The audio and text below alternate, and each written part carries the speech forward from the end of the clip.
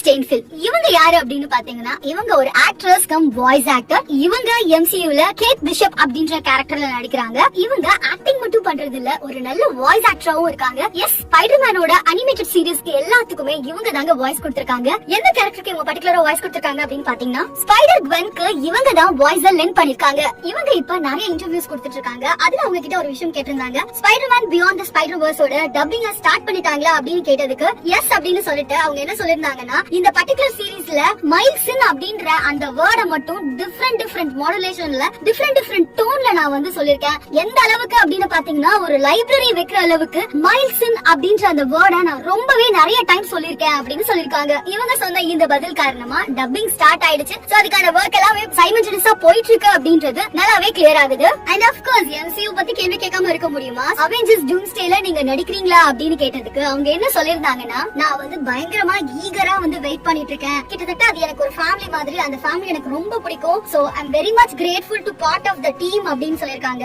If they need me they know where to find me அப்படின்னு சொல்லி அவங்க அந்த கேள்விக்கு பதில சொல்லிருக்காங்க. அவெஞ்சர்ஸ் டூம்ஸ்டே முடிச்சதுக்கு அப்புறமா யங் அவெஞ்சர்ஸ் அப்படின்னு ஒரு சீரிஸ் எடுக்கிறாங்களே, அதுக்கு கூட சாம்பியன்ஸ்னு பேர் வச்சிருக்காங்களே, அதுல நீங்க இருக்கீங்களா அப்படின்னு கேட்டதுக்கு ஃபர்ஸ்ட் அவங்க வியர்டா ரியாக்ட் பண்ணிட்டு எஸ் நான் இருக்கேன் அப்படின்னு சொல்லிருக்காங்க.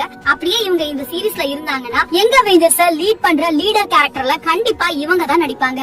யங் அவெஞ்சர்ஸ் பத்தி நிறைய அப்டேட்ஸ் உங்களுக்காக இருக்கு. கண்டிப்பா மறக்காம அடுத்தடுத்த ஷார்ட்ஸ்ல நாங்க சொல்றோம். நீங்க சேனலை ஃபாலோ பண்ணிட்டு சப்ஸ்கிரைப் பண்ணிக்கோங்க.